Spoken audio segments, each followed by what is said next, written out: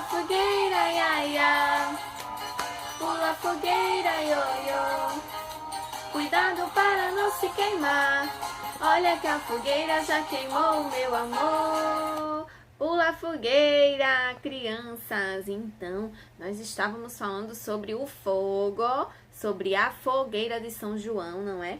Então, vamos construir a nossa fogueirinha. Isso mesmo. Então, nós vamos precisar de 2 pregadores, tá?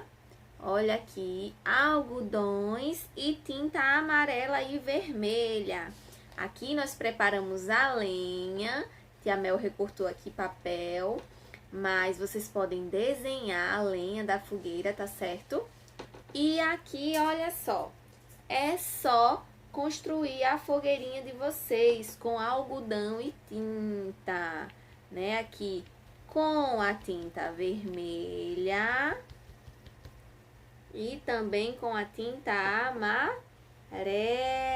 Olha só, a fogueira de vocês vai ficar muito bonita, porque vocês sempre capricham. Então, façam a fogueirinha de vocês e mandem a foto aqui para Tia Mel, tá? Um beijo!